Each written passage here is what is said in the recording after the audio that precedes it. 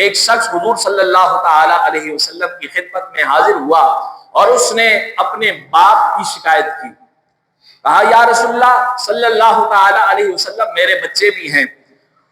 اور میرا باپ مجھ سے پوچھتا نہیں ہے اور میرا مال خرچ کر دیتا ہے.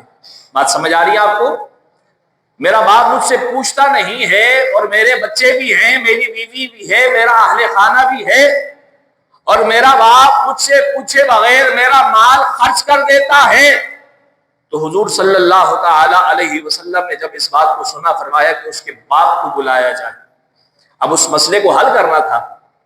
فرمایا کہ اس کے باپ کو بلایا جائے. اب باپ کو جب پتہ چلا کہ میرے بیٹے نے حضور کی خدمت میں جا کر اس بات کی شکایت کی ہے کہ میرا باپ میرا مال اپنی مرضی سے خرچ کر دیتا ہے, تو باپ کا دل بڑا رنجیدہ ہوا کہ جس اولاد کو میں نے پالا تھا آج وہ کہتا ہے کہ میرے مال کو خرچ کر رہا ہے. باپ بڑا غمگین ہوا. چونکہ حضور کا حکم تھا تو حضور کی خدمت میں تو حاضر ہونا تھا. اب راستے میں آ رہا ہے اور عرب والوں کو گھٹی کے اندر جو ہے وہ شاعری پلائی گئی ہے. ہر بات پر عرب والے شعر کہتے ہیں. اب وہ شخص آ رہا ہے حضور کی خدمت میں اور ہر بات پہ وہ اپنے بیٹے کے حوالے سے شعر جو ہے ذہن میں لے کر آ رہا ہے. ابھی زبان پر جاری نہیں کر رہا, اس کے کان اس شعر کو نہیں سن رہے, صرف ذہن کے اندر کچھ باتیں ہیں جو اشعار کی صورت میں وہ کر رہا ہے. اب وہ جب حضور کی خدمت میں حاضر ہوا تو حضرت جبریل آ گئے. بولیے سبحان اللہ. اب یہاں بڑی راز کی باتیں ہیں. حضرت جبریل حضور کی خدمت میں آ گئے اور کہا یا رسول اللہ صلی اللہ تعالی علیہ وسلم, جو شخص آپ کے پاس آ رہا ہے اس کا مسئلہ بعد میں سنیے گا اور اس کے اشعار کو پہلے سنیے گا جو یہ راستے میں کہتا ہوا آپ کے پاس پہنچا ہے. جو اشعار یہ اپنے ذہن میں سوچتا ہوا آپ کے پاس پہنچا ہے, پہلے اس کے اشعار کو سنیے گا. تو اب حضور صلی اللہ تعالی علیہ وسلم کو تو رب کا حکم تھا. اب جب وہ شخص حضور کی خدمت میں حاضر ہوا تو کہا آپ کا مسئلہ بعد میں سنا جائے گا, آپ کے بچے کے معاملات جو ہیں ان کو بعد میں دیکھا جائے گا. پہلے یہ بتائیے جو راستے میں آپ اشعار سوچتے ہوئے آ رہے تھے ذرا وہ سنائیں, وہ کیا اشعار تھے؟ اب وہ اشعار عربی الفاظ میں کے اندر ہیں, عربی زبان کے اندر ہیں. ان کا اس لحاظ سے تو ترجمہ نہیں ہو سکتا جس حیثیت سے ایک باپ کر سکتا ہے اپنے بچے کے حوالے سے. تو اب وہ جب شخص آیا اس نے حضور صلی اللہ تعالی علیہ وسلم کی خدمت میں وہ اشعار کہنا شروع کیے. یعنی کہ اب اس نے پہلے یہ کہا وہ اشعار جن کو میں زبان پر بھی نہیں لایا اور میرے کانوں نے بھی نہیں سنا, لیکن آپ کے رب نے اس کے باوجود ان اشعار کو سن لیا. تو اس لیے کہا جاتا ہے کہ اللہ تعالیٰ دل کے رازوں کو بھی جانتا ہے, جو ہمارے دلوں کے اندر باتیں ہوتی ہیں اللہ تعالیٰ ان کو بھی جانتا ہے. اب اس کے بعد وہ شخص حضور کی خدمت میں جب حاضر ہوا اس نے اپنے شعر سنانا شروع کیے اور اپنے انداز میں کہنے لگا, اے میرے بیٹے,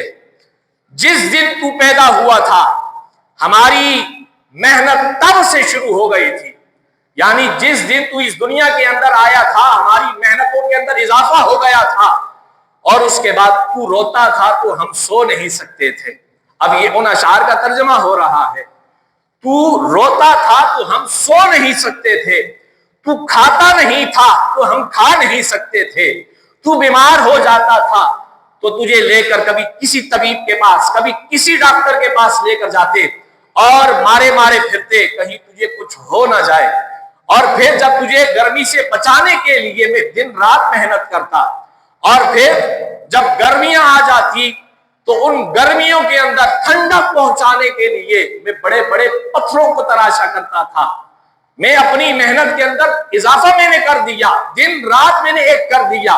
اس لیے کہ میرا بیٹا خوش ہو جائے, میرا بیٹا جوان ہو جائے. اور پھر انہی اشعار کا ایک مفہوم یہ بھی نکلا, کہا کہ جو کمایا تھا وہ بھی تیرے لیے کمایا تھا اور جو بچایا تھا وہ بھی تیرے لیے بچایا تھا. آج تو جوان ہو گیا ہے, آج تو ہرا بھرا ہو گیا ہے اور میں بوڑھا ہو گیا ہوں, میری ہڈیوں نے جواب دے دیا ہے, اب مجھ پر خزانے ڈیرے ڈال دیے ہیں, اب میرے اندر وہ طاقت نہیں رہی, اب تجھ پر بہار آ گئی ہے, اب تو جوان ہو گیا ہے, اب تیرے اندر ہمت آ گئی ہے، اب تیرے اندر طاقت آ گئی ہے، اب میری تو خواہش پوری ہو گئی، جو خواہش میں نے کی تھی کہ میں اپنے بچے کو اپنی نظروں کے سامنے جوان دیکھوں،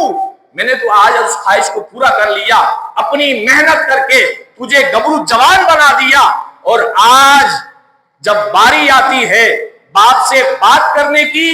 تو تیری آنکھیں تیرے ماتھے کو آ جاتی ہیں، تو اپنے باپ کے ساتھ بات کرنا نہیں جانتا، اور کہا ہم نے ہر تکلیف تمہارے لیے صحیح ہے۔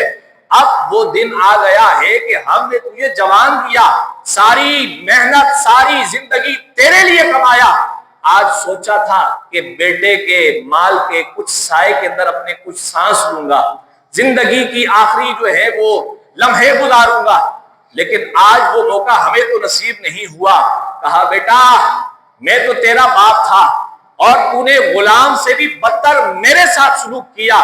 چل تو مجھے اپنا باپ نہ سمجھ، اور میں بھی اس بات کا اقرار کرتا ہوں کہ میں نے تجھے نہ پالا ہے، نہ پوسا ہے، نہ بڑا کیا ہے، کچھ بھی نہیں کیا، میں بھی تیرا باپ نہیں ہوں، میں بھی اس بات کو جھٹلا دیتا ہوں، لیکن نوکر سمجھ کر لوگ تو نوکر کو بھی ایک وقت کی روٹی دے دیا کرتے ہیں، تو نوکر سمجھ کر ہی مجھے ایک وقت کی روٹی دے دیا کر۔ اب یہ وہ اشعار تھے جو حضور کی خدمت میں اس باپ نے پیش کیے، اور حضور صلی اللہ تعالی علیہ وسلم کی آنکھیں نم ہو گئی، آنسو آ گئے، یہاں تک کہ حضور کی داڑھی مبارک مکمل تر ہو گئی، اور حضور صلی اللہ تعالی علیہ وسلم نے اس باپ کے بیٹے کو گریبان سے پکڑا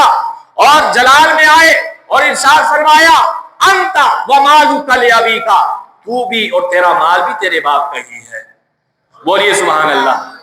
فرمایا تو بھی اور تیرا مال بھی تیرے باپ کا ہی ہے، تو تو اس بات کی شکایت کرنے آیا تھا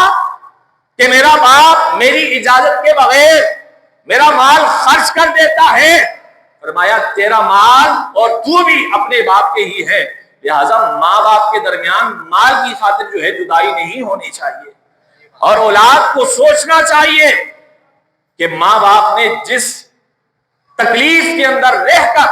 اپنی اولاد کو پالا بڑا کیا، جوان کیا، شادیاں کروائی، اور آج وہی اولاد اپنے باپ کو آنکھیں دکھا رہی ہے، آج وہی اولاد اپنے باپ سے منہ موڑ رہی ہے، وہ ماں جو خود گیلی جگہ پر سو جایا کرتی تھی، خود تیری پیشاب والی جگہ پر سو جایا کرتی تھی، لیکن تجھے خشک جگہ پر رکھتی تھی، آج تو اس ماں کے سامنے کھڑا ہو کر بات کرتا ہے، اپنی ماں کی آنکھوں میں آنکھیں ڈال کر بات کرتا ہے، تو لہذا حضور نے فرمایا کہ اس انسان کی بھی اس رات بخشش نہیں ہوگی جو ماں باپ کا نافرمان ہے۔ تو اس لیے میرے عزیز، میرے سننے والے، میرے تمام بھائیوں، آپ سے گزارش کی جاتی ہے اگر آپ کے والدین آپ سے ناراض ہیں تو وہ رات آنے سے پہلے، شب بارات آنے سے پہلے، اپنے رب کو منانے سے پہلے اپنے ماں باپ کو راضی کر لو۔ اگر یہ ماں باپ راضی ہو گئے تو تمہاری دنیا بھی بہتر ہو جائے گی، تمہاری آخرت بھی بہتر ہو جائے گی۔ حضور صلی اللہ تعالی علیہ وسلم نے ارشاد فرمایا تھا کہ ماں باپ تیرے لیے جنت بھی ہیں اور تیرے لیے جہنم بھی ہیں، اگر ان کو راضی کر کے ان کی خدمت کر لو گے تو تمہارے لیے یہ جنت بن جائیں گے، اور اگر ان کو ناراض کر کے ان کی نافرمانی کرو گے تو یہ تمہارے لیے جہنم بھی بن جائیں گے۔ تو اسی لیے میرے عزیز ہر انسان کا یہ عمل ہونا چاہیے، اس رات بخشش طلب کرنے سے پہلے اپنی ماں سے جو ہے دونوں ہاتھ جوڑ کر معافی مانگ لینی ہے، اپنے سفید داڑھی والے باپ سے معافی مانگ لینی ہے کہ آج ہم سے غلطی ہو گئی، آج ہم سے کوتاہی ہو گئی، ہم نے آپ کی نافرمانی کر لی، خدا کے لیے ہمیں آج معاف کر دیں، اگر آپ آج ہمیں معاف کر دیں گے تو ہمارا رب بھی ہمیں معاف کر دے گا، ہمارا رب بھی ہم سے راضی ہو جائے گا۔ اسی لیے تمام احباب کو اس بات کی دعوت دی جاتی ہے کہ وہ اس رات کو پانے سے پہلے اپنے ماں باپ کو راضی کر لیں، اور پھر اس کے بعد